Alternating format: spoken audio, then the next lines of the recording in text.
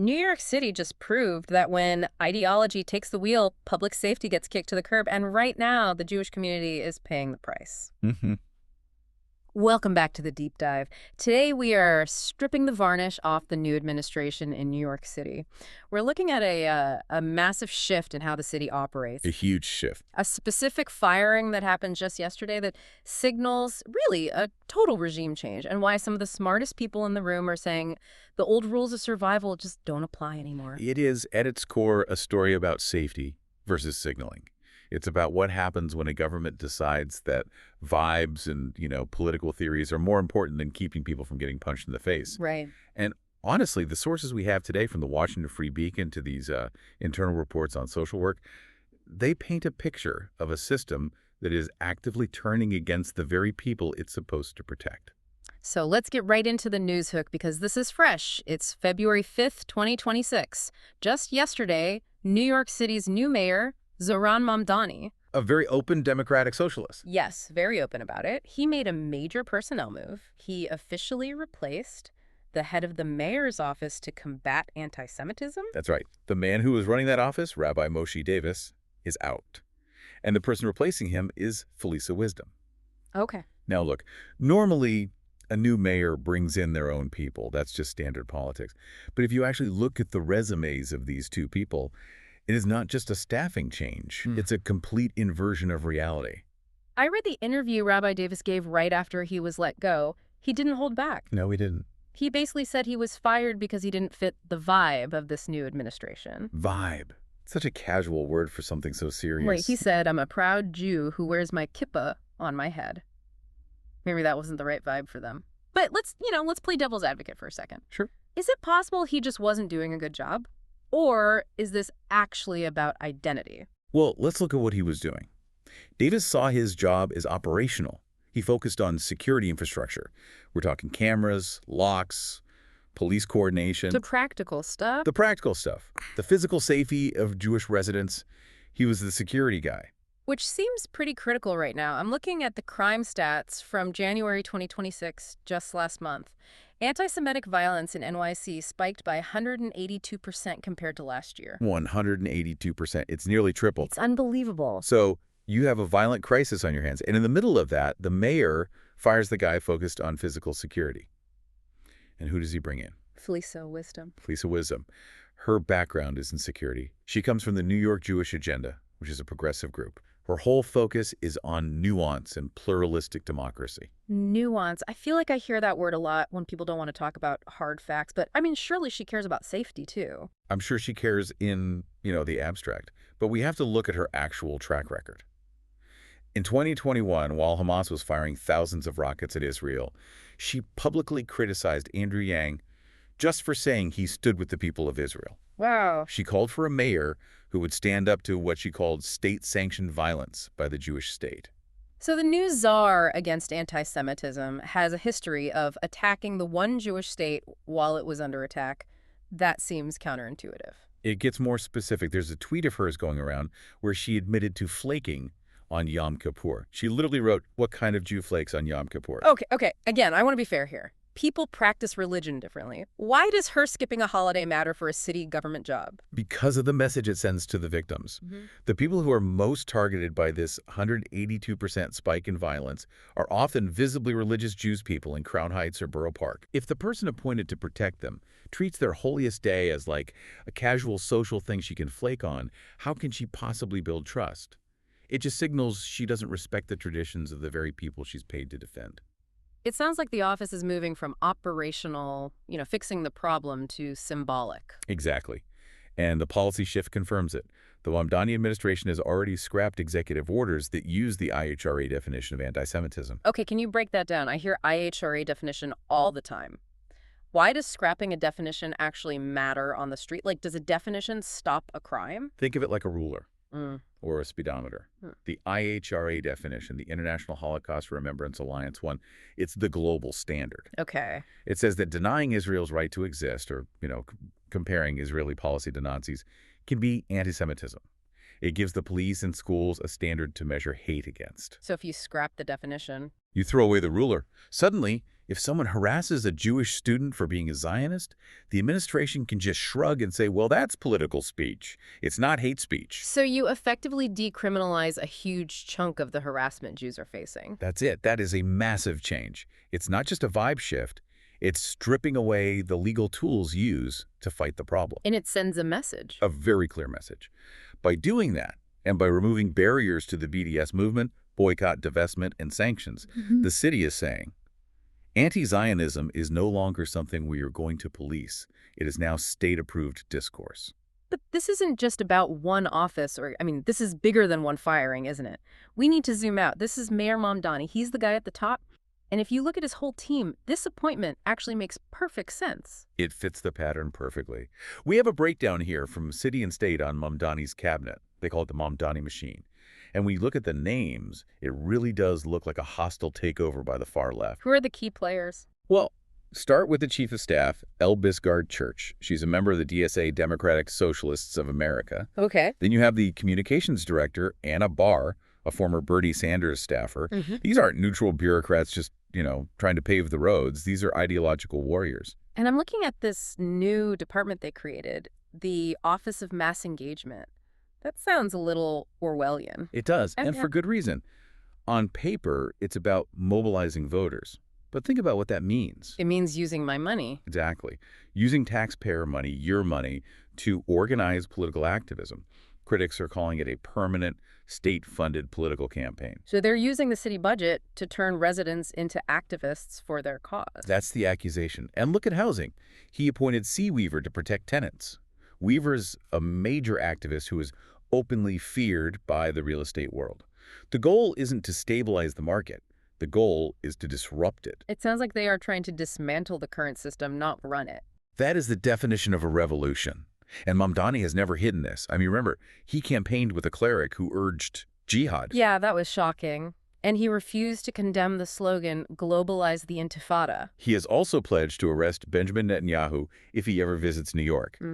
So let's just do the math here. Okay. You have a mayor who treats the leader of the Jewish state like a criminal. He refuses to condemn calls for violence like intifada. In that context, replacing a Zionist security expert with a progressive activist isn't a mistake. It's the plan. It's a feature, not a bug.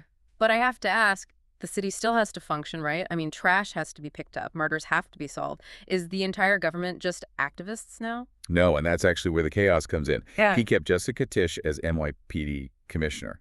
Now, Tisch and Mamdani disagree on almost everything. But he knows he needs a technocrat to, keep the lights on, the comps working. So the schizophrenic government, you have the revolutionaries at the top setting the vibes and the ideology. And then you have a few technocrats underneath frantically trying to keep the city from just collapsing. Exactly. And caught right in the middle of these grinding gears is the Jewish community. Right. Because while the politicians are playing these ideological games, real people are suffering. And that brings us to our next source. This isn't about politics, it's about the human toll. We have a study here from M Squared, the Institute for Experiential Jewish Education. It's called the HOPE Study. The numbers in this report are just devastating. They surveyed Jewish communal professionals. So these are the people who run the nonprofits, the synagogues, the Jewish schools. The backbone of the community. The backbone. They asked them a simple question. Do you feel hopeful about the future? And what did they say? Only 24% said yes. 24%. That means 3 out of 4 people running these organizations feel hopeless. Correct. And for context, they asked the general U.S. population the same question. 82% of Americans feel hopeful.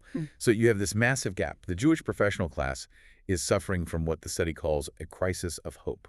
Wow. They are burned out, they are terrified, and they feel abandoned. Abandoned by the city, clearly, but is it just the government? No.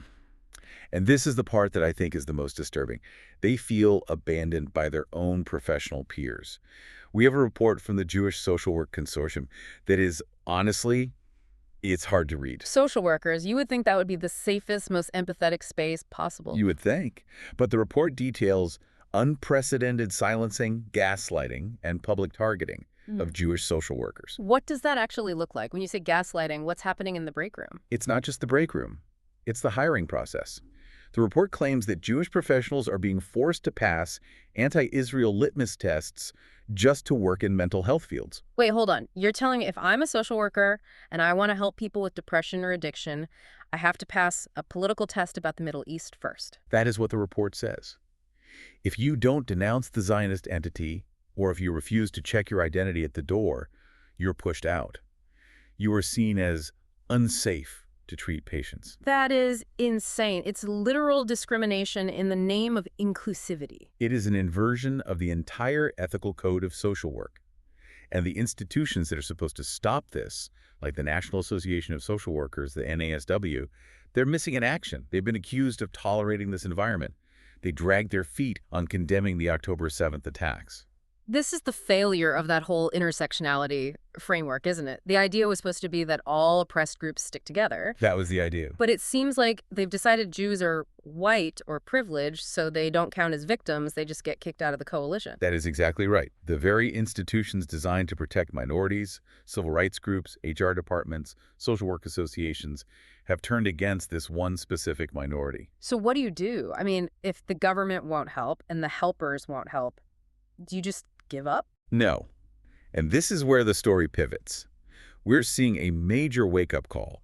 People are realizing that the old strategy, keep your head down, be a good ally, hope they like us, is dead. It's not working. It's not working. And one of the loudest voices shouting this from the rooftops is Alex Karp. The CEO of Palantir. He is not exactly known for being shy. He is not. And he is saying what a lot of people are thinking but are too afraid to say. He argues that the traditional institutions are not working. He says there was no playbook for this crisis because the people who were supposed to defend you have joined the mob. So what's his advice? Is he telling people to leave New York? He's telling them to leave their mental comfort zone. He urges the Jewish community to build alliances with people they might not naturally like politically. In other words, stop trying to please the progressives who hate you. Precisely. He implies that Jews need to shift away from those traditional liberal alliances.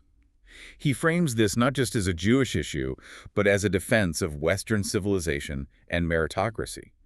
He says the enemies of Israel are also the enemies of the West, people who wish to annihilate our societies.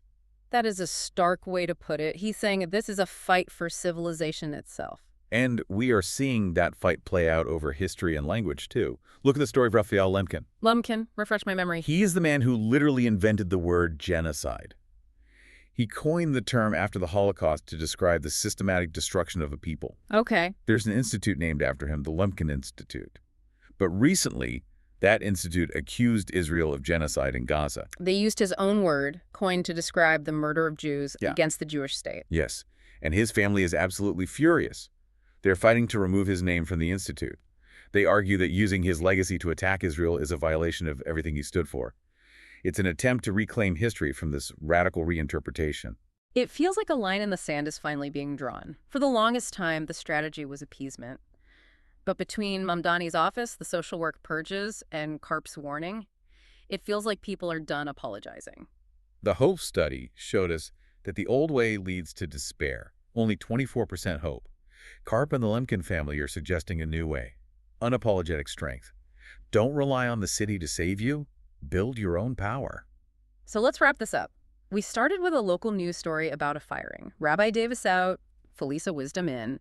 But what we've really uncovered is a systemic collapse. It's a failure of the social contract. You have a radical city government in New York that is prioritizing ideology and vibes over physical safety.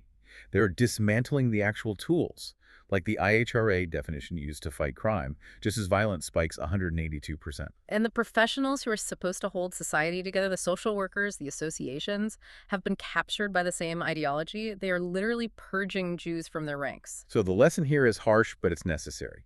The institutions are not coming to save you. The mayor's office is not coming to save you. And that leaves us with a provocative final thought for everyone listening.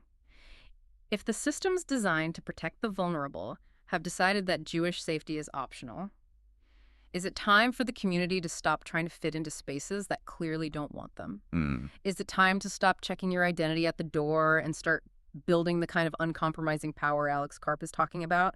Because waiting for the vibe to change, well, that's a dangerous game. It's a question everyone needs to answer for themselves, but looking at the data, the clock is definitely ticking.